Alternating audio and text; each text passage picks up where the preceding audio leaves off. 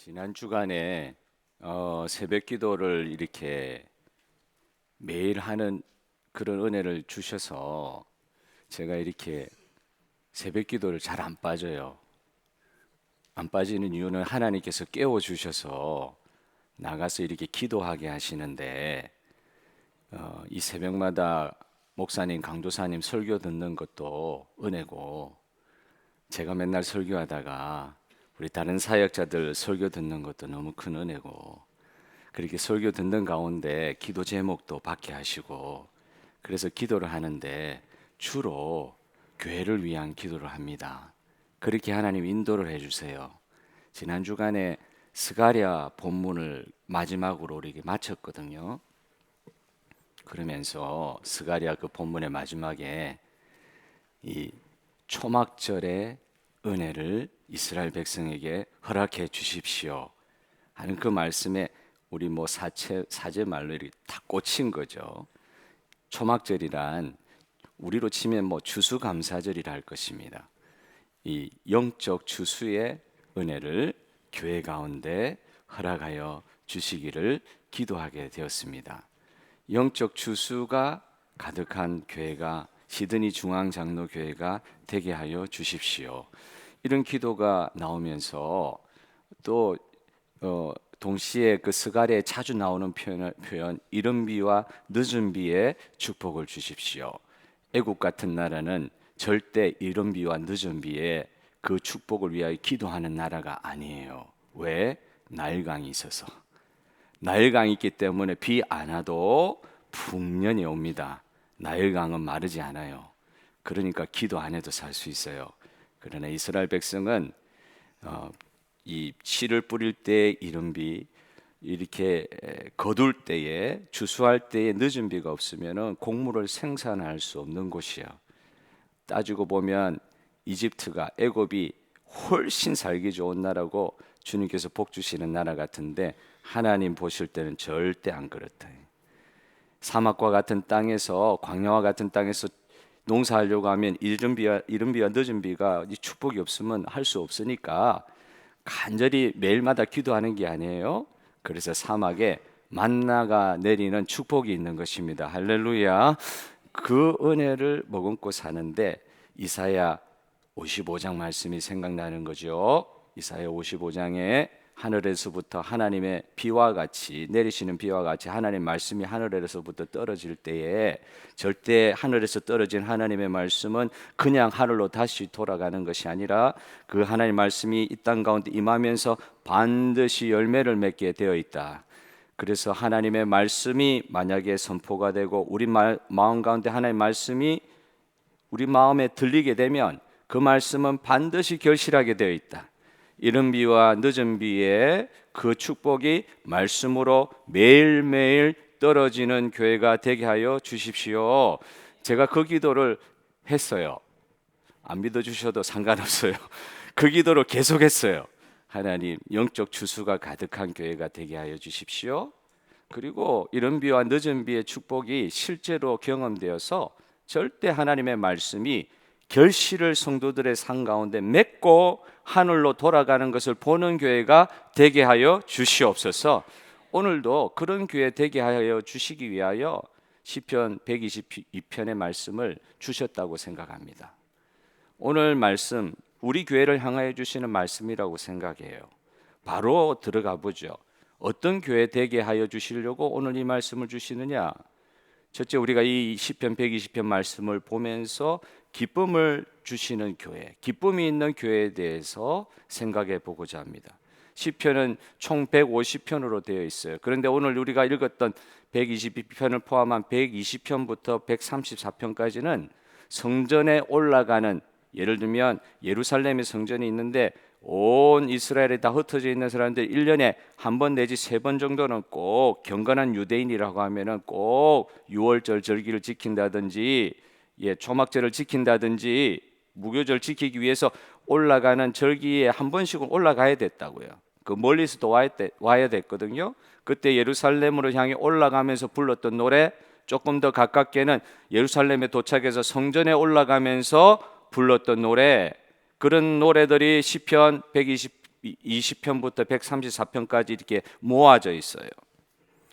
그런데 우리가 제일 처음 읽었던, 지난주에 읽었던 120편 보면은 내용이 그래요. 120편 7절 같은 경우에는 내용이 이렇죠. 나는 사람들하고 평안을 이야기하고 싶은데 내 주변에 있는 사람들이 나는 좋은 뜻에서 이야기했는데 전부 다 나에게 싸움을 걸어옵니다. 아이고, 인간관계에 종말이 온 거예요. 내 주변에 있는 사람들이 내가 아무리 좋은 이야기를 해도 싸움을 거는 말로 대받아칩니다. 얼마나 힘들겠어요. 다 그냥 저 무슨 말 하는가 보자, 다 이렇게 해가지고 싸움을 하려고. 그게 시편 120편 7절에 있는 예루살렘 순례의 길을 떠나고 있는 성도들에게 닥쳐 있는 삶이에요. 호락호락하지가 않죠. 모든 주변에 있는 사람들이 나에게 우호적이지가 않아요. 얼마나 살기가 힘들었겠어요. 그런데도 절기가 되니까 예배당에는 오는 거예요. 주일이 되니까 예배는 드리러 오는 거예요. 121편은 또 어떻습니까? 산을 보아도 땅을 보아도 어디 봐도 나를 도와줄 사람이 없습니다. 주님이 나를 지켜주시지 않으시면 전혀 살 수 없는 세상입니다. 만만치 않는 세상에 대해서 시편, 성전에 올라가는 노래라고 지었는데 시편 120편하고 21편의 이 시작이 그래요. 너무너무 어려운 우리의 삶의 환경에 대해서 이야기하는데 오늘 읽은 시편 122편의 말씀은 달라요. 전혀 다른 분위기가 선포되고 있습니다. 1절을 다 같이 크게 한번 읽어보겠습니다. 시작. 사람이 내게 말하기를 여호와의 집에 올라가자 할 때에 내가 기뻐하였도다. 따라하겠습니다. 내가 기뻐하였도다.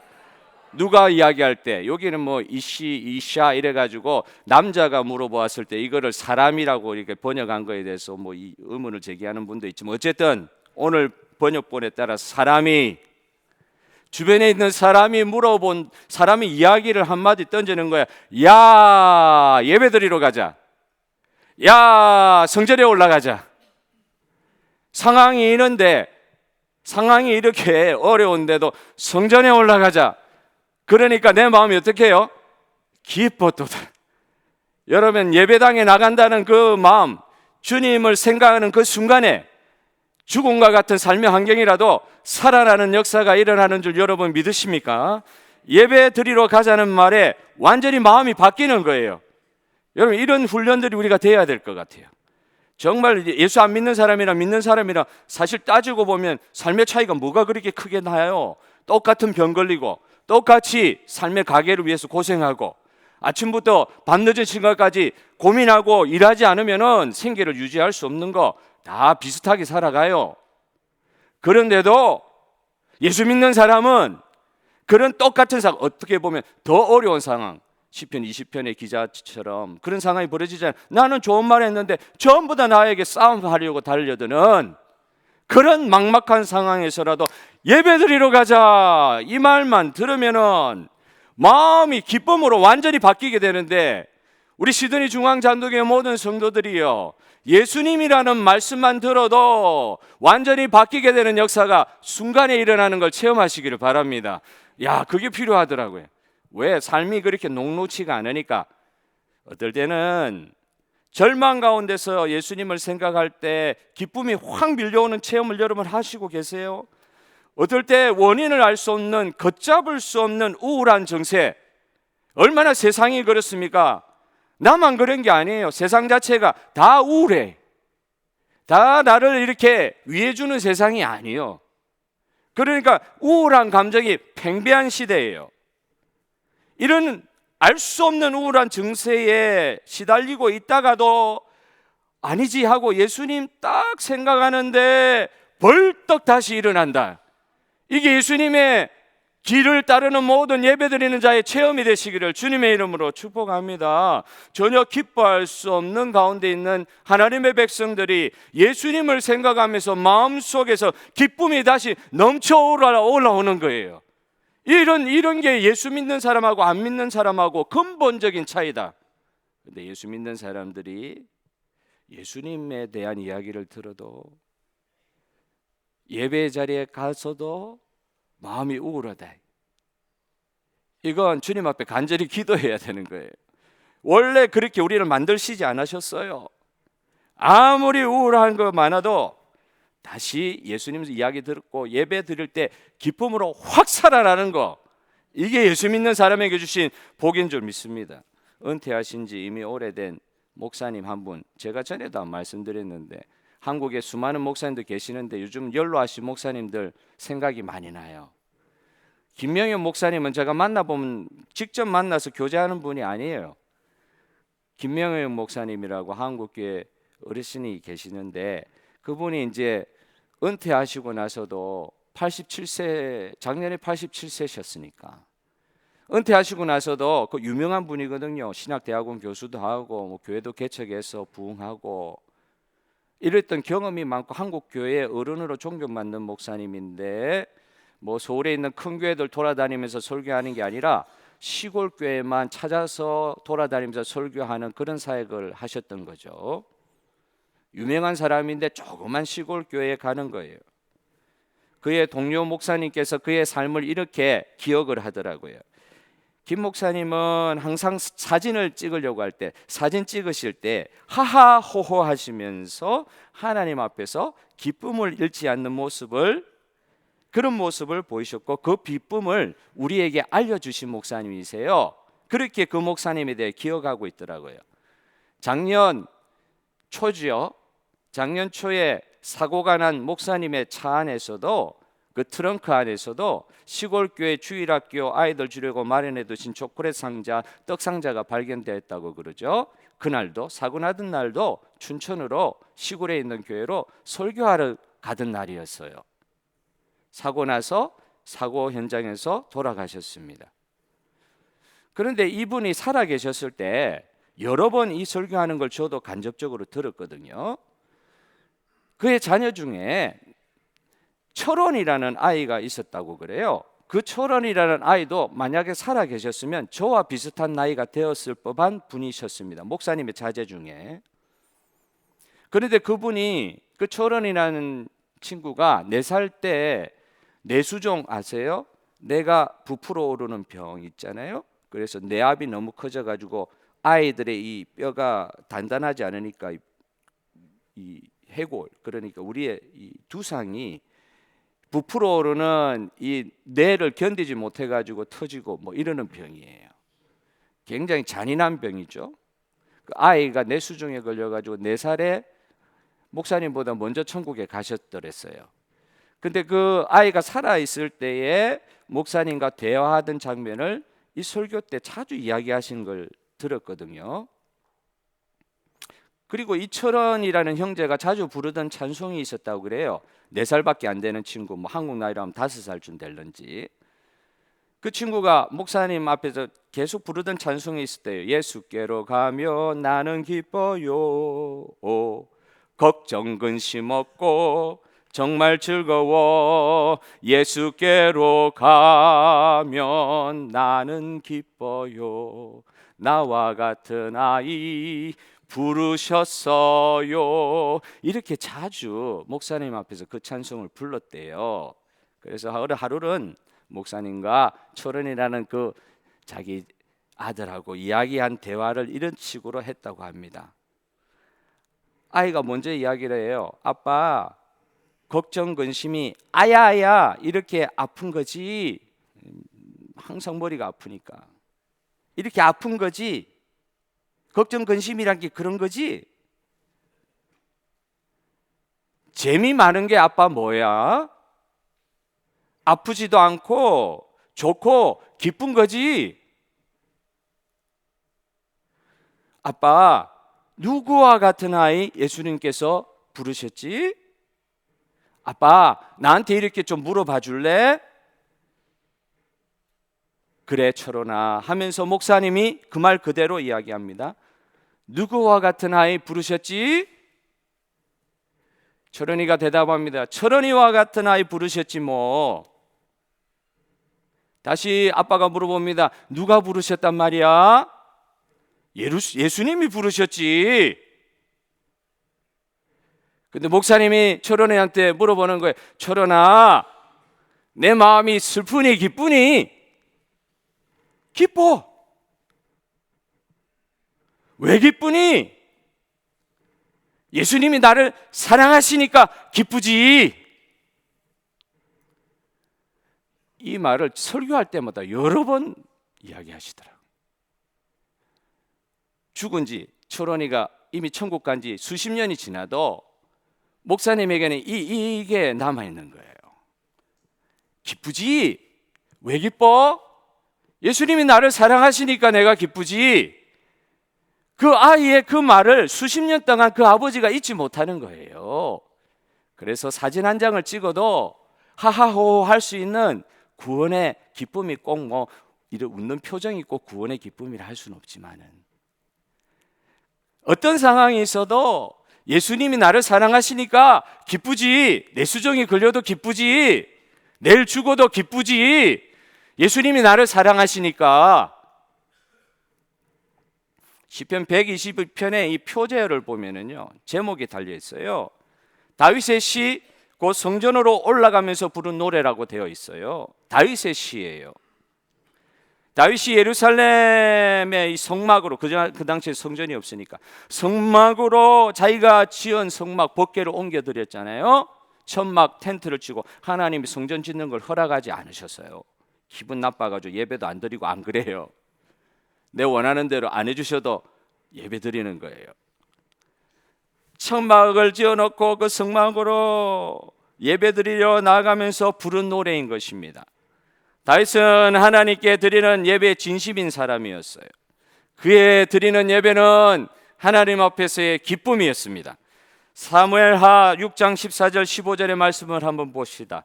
다윗이 여호와 앞에서 힘을 다하여 춤을 추는데 그때에 다윗이 배에 에봇을 입었더라. 다윗과 온 이스라엘 족속이 즐거이 환호하며 나팔을 불고 여호와의 궤를 메어 오니라. 아멘. 다윗은 정말 하나님 앞에서 기쁨을 누렸어요. 또한 어떤 상황이 벌어졌어요? 하나님을 기쁘시게 하려는 태도를 보여주고 있어요. 나의 기쁨을 나의 춤과 나의 노래로 그렇게 표현하는 게 아니고 하나님 앞에서 하나님을 기쁘시게 하려는 그런 자기의 자세. 여기에 보면은 이 말이 팍 와닿는 거죠. 다윗이 어떻게 했다고요? 성막 앞에서 힘을 다하여 춤을 추었더라. 힘을 다하여 춤을 추었더라. 우리는 이렇게 생각하기 쉬운 것 같아요. 나에게 왜 예수님을 이렇게 믿어도 구원의 기쁨이 왜 없나? 나는 왜 이렇게 예수님 믿어도 똑같이 슬프고 짜증나고 불평하고 화내고 왜 이런 기분에 사로잡혀서 살고 있나?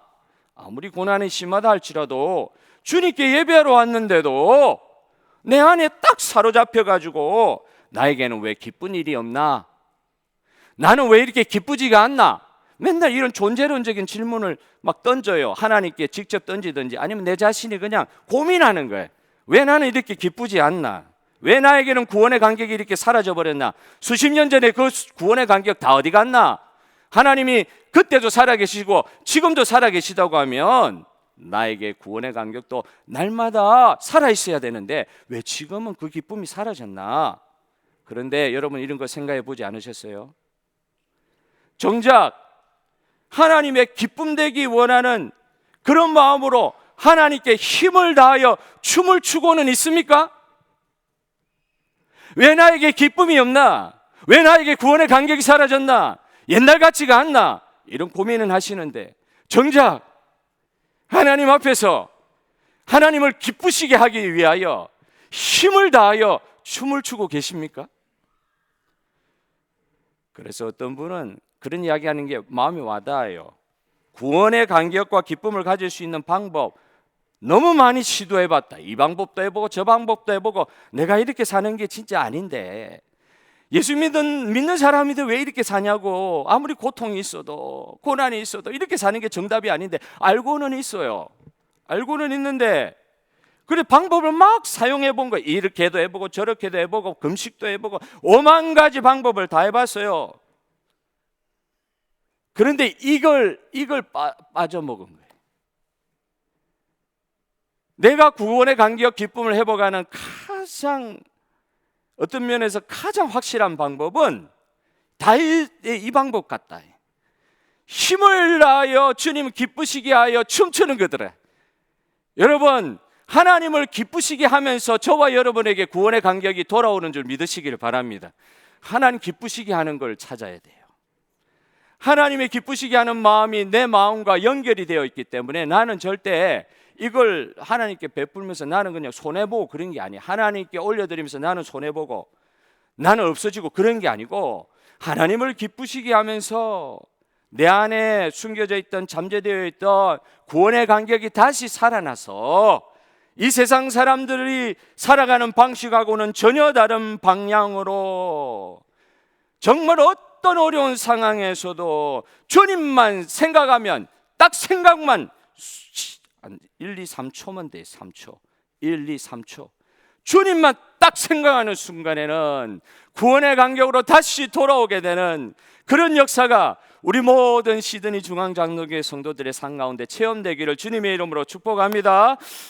주님이 기뻐하시는 것이 무엇인지에 대해 다윗은 다음과 같은 힌트를 줘요. 3절에 예루살렘에 너는 잘 짜여진 성읍과 같이 건설되었도다. 이걸 다른 성경, 어떤 성경에서는 예루살렘 성전으로 예루살렘이 잘 이스라엘의 수도로서, 도성으로서 잘 정비되어 반듯하게 건설되었다는 뜻도 있지만, 이 부분에 대해서 이렇게 번역한 번역본도 있는 거예요. 이건 예루살렘에 있는, 예루살렘 사람들 안에 있는 완벽한 이스라엘 백성들 안에 교제다. 교제. 성도들이 딱, 이스라엘 백성들이 딱 이렇게 뭉쳐져 있다. 연결되어 있다. 누구로 말미암아? 성전 대신 예수님, 성전 대신 하나님, 성전의 임재로 말미암아 그 성전을 중심으로 이스라엘 예루살렘에 속해 있는 모든 성도들이 쫙 잘 이렇게 연결되어 있다. 성도의 교제를 이야기한다. 그렇게 번역하는 번역본도 있어요. 하나님을 기뻐하시는 것이, 하나님이 기뻐하시는 것이 이런 것 같아요. 예배의 자리로 올라가면서 다윗 속에 품어졌던 하나님을 향한, 하나님 기뻐하시는 게 무엇인가 하는 그런 생각이 말입니다. 그게 이 이스라엘 백성들, 이 교회의 모습으로 그려지는 것 같아요. 잘 짜여진 성도의 연합 교제. 하나님 진짜 기뻐하시는 게 뭐냐? 교회 안에 있는 성도들이 주님 안에서 하나로 잘 짜여진 반듯한 성읍과 같이 그렇게 존재하는 것, 그걸 하나님이 너무너무 기뻐하신다. 다윗에게 힘을 다하여 예배하면서 춤추는 다윗에게 이런 생각이 드는 거예요. 그 말씀, 사무엘 말씀을 보면 온 백성이 함께 즐거워하여 그 예배에 동참했다는 표현이 있습니다. 어느 누구 한 분의 기쁨의 예배가 아니라 우리 모든 성도들 가운데 우리 주님을 중심으로 함께 주님으로는 하나 될 수 있어요.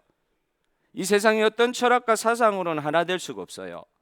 그러나 주님으로는, 주님께 예배드리는 자로는 하나 될 수 있습니다. 할렐루야. 잘 짜여진 예루살렘의 이 교제의 예배를 통하여 하나님 너무 기뻐하시겠다. 다윗에게 이런 고백이 있었던 거예요. 우리 교회 예배의 교제를 통하여 하나님을 기뻐하는 일에, 하나님 기뻐하시는 일에 우리 자신의 기쁨도 회복되는 놀라운 역사가 우리 예배 가운데, 우리 사역 가운데, 우리 교회 가운데 회복되어질 줄로 믿습니다. 두 번째, 어떤 교회에 대한 환상을 이야기합니까? 평안을 구하는 기도가 있는 교회가 되어야 될 것이다. 6절의 말씀을 다 같이 읽겠습니다. 시작.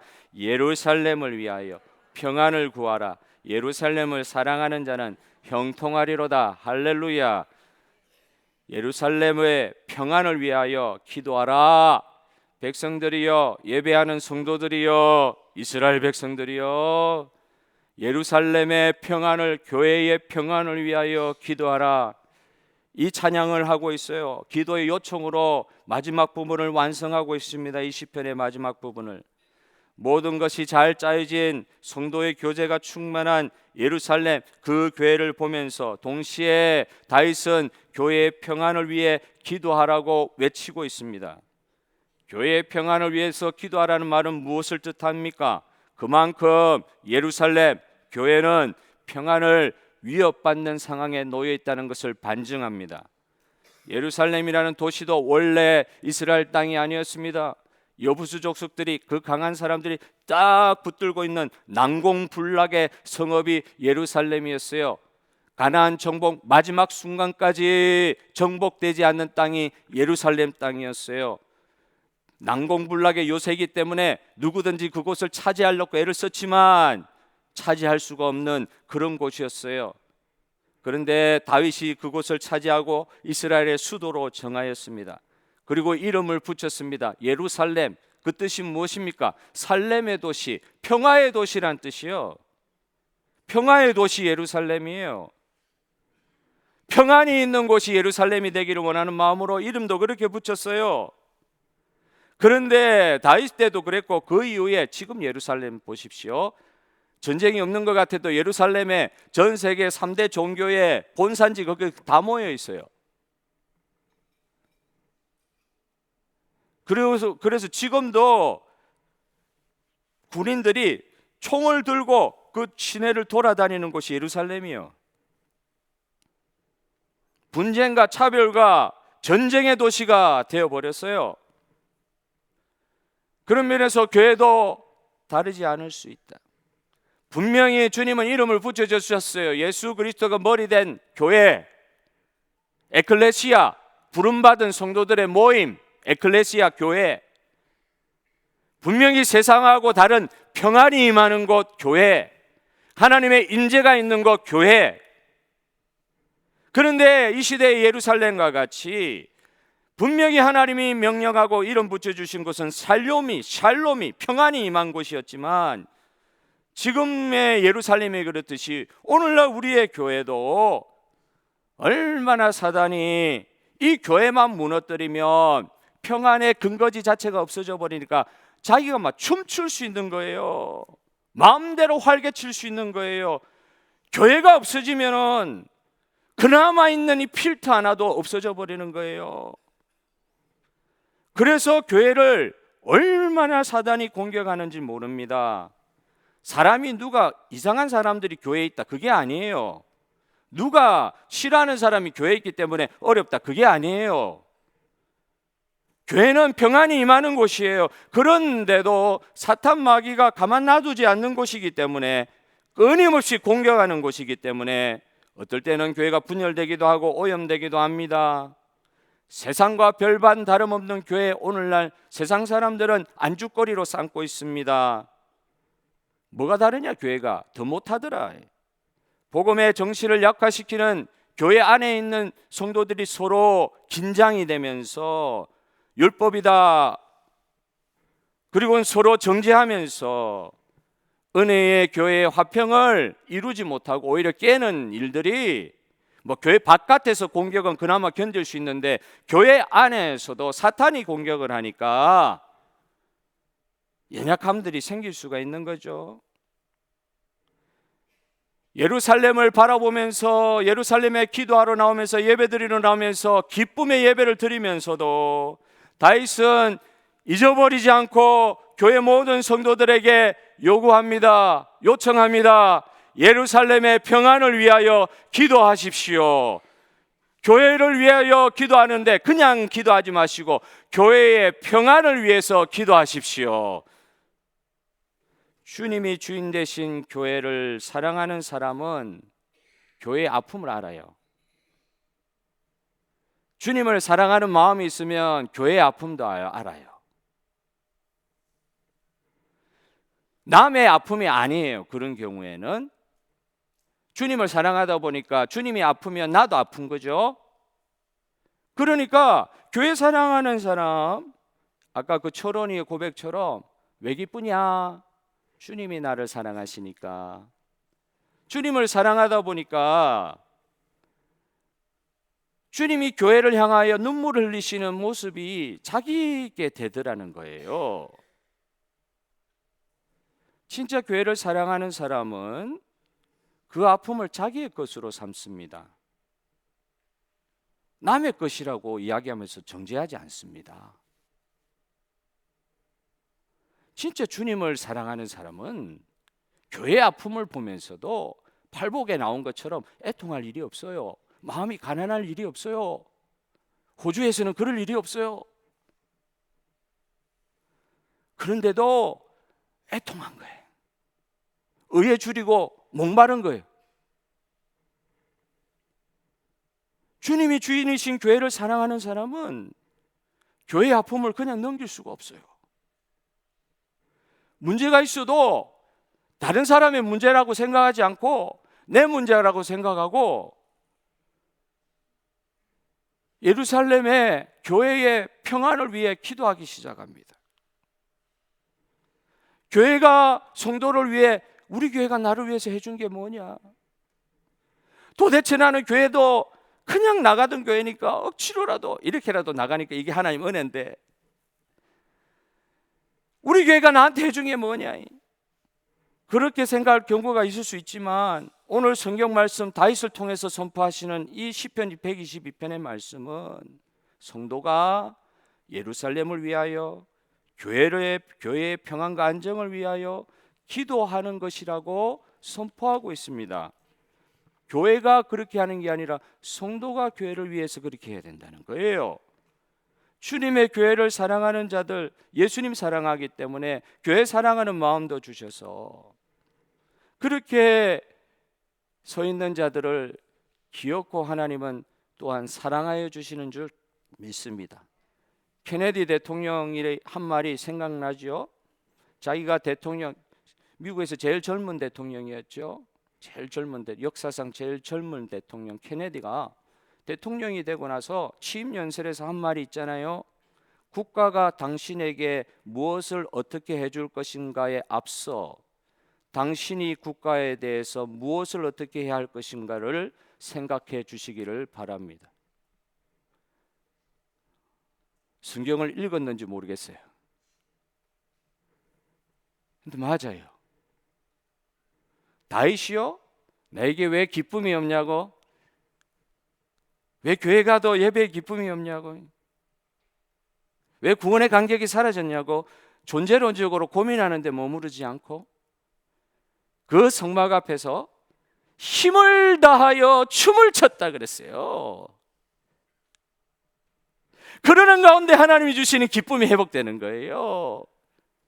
내게 왜 기쁨이 없냐고요? 교회를 위해서 힘을 다하여 기도해 보십시다. 예배 때 내 존재 자체를 하나님께 드리는 예배드리기에 힘써 봅시다. 내 소리도 아니고 내 능력도 아니고 내 은사도 아니고 그것이 있어서 하나님이 좋게 보시는 게 아니라 초론이의 말처럼 예수님이 나를 사랑하시니까 내가 기쁘지. 주님 사랑하시는 거 생각하면서 오늘 다윗의 고백처럼 교회의 평안과 안정을 위하여 기도하라고 하시는 이 다윗을 통하여 주시는 하나님의 말씀이 오늘 저와 여러분에게 주시는 주의 말씀이 되시기를 축복합니다. 교회는 샬롬의 현장이요, 교회는 기쁨이 있는 곳이어야 돼요. 저는 이런 기도를 지금부터 계속할 것입니다. 우리 교회는 기쁨이 있는 교회 되게 하여 주십시오. 우리 교회는 샬롬이 있는 교회가 되게 하여 주십시오. 교회 가면 기뻐야 될 거 아니에요. 예배드리면 기뻐야 될 거 아니에요. 예배드리면 평안이 회복이 돼야 될 거 아니에요. 대신 전제는 있어요. 아무리 힘들어도 내 가진 몸이라도 힘을 다하여 춤춰야지요. 기쁨이 오기까지 그냥 입 벌리고 있는 게 아니에요. 내가 가지고 있는 몸을 가지고라도 춤을 춰야지요. 왜? 내가 주님을 사랑하니까. 주님이 이곳에 계시니까. 이곳에 주님이 세우신 교회니까. 이 교회는 평안이 있는 교회가 될 줄로 믿습니다. 그러면서 춤춰야지요. 춤춰야죠. 하나님이 기뻐하시는 일을 하는 자가 구원의 기쁨이 지속적으로 누리게 된다는 그런 은혜를 우리에게 가르쳐 주고 계십니다. 주님이 가장 기뻐하시는 일은 교회의 평안을 위해 기도하는 것이라고 가르쳐 주고 계십니다. 그런 자가 또한 구원의 감격도 누릴 수 있을 것이라고 약속하여 주십니다. 이게 신앙의 논리요. 다윗은 하나님을 사랑하기 때문에 예루살렘 성전을 사랑했습니다. 교회를 사랑했습니다. 다윗은 예루살렘을 사랑함으로 말미암아 또한 하나님의 복을 받은 줄 믿으시기를 바랍니다. 5절 말씀을 다 같이 읽겠습니다. 시작. 거기에 심판의 보좌를 두셨으니 곧 다윗의 집에 보좌로다. 예루살렘 성을 바라보니까 이 목동 아무 이 자격도 없는 목동 천한 신분이었단 말이에요. 버림받은 막내 아들이었어요. 10수년을 쫓겨다는 도망자였어요. 그런데 자기가 점령하여 이스라엘의 수도 세워진 예루살렘에 보니까 다윗의 권세가 그 왕이 되었다는 거 아니에요. 심판의 보좌라는 말은 왕자라는 말입니다. 다윗의 집에 보좌가 예루살렘에 걸쳐 있더라. 다윗이 이런 복을 받고 뛰는 거예요. 몸부림치면서 주를 찬양하는 거예요. 교회를 사랑하는 자에게, 예루살렘을 사랑한 자 다윗에게 주었던 복이 동일하게 부어질 줄 믿습니다. 교회를 사랑하는 자에게 이 복을 허락하여 주실 것입니다. 다윗의 집에 보화의 복, 저와 여러분의 복이 될 것입니다. 교회를 사랑하는 자에게 주님은 복을 약속하여 주십니다. 다윗에게 주신 복 이유는 하나님을 사랑하는 그 자가 예루살렘을, 교회를 사랑했기 때문입니다. 다윗이 몸으로 드린 이 예배를 통해서 그의 마음은 더욱 확실해졌던 거예요. 하나님의 평안 샬롬이 구하는 기도 가운데 체험이 되고 구원의 간격이 다시 회복되고 하나님을 사랑하는 자뿐만 아니라 온 세상의 샬롬을 위하여 기도할 수 있는 자로 변화시켜 주시더라. 이 내 작은 인생에 내 문제 해결하지 못해가지고 바득바득 기고 힘든 가운데 있는 성도들이요, 여러분 그런 존재가 아니십니다.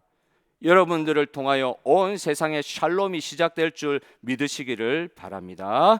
다윗을 그렇게 만들어 주셨듯이 시드니 중앙장독의 모든 성도들 기쁨과 샬롬의 전도자로, 체험자로, 온 세상에 퍼뜨리는 자로 사용하여 주실 줄 믿습니다.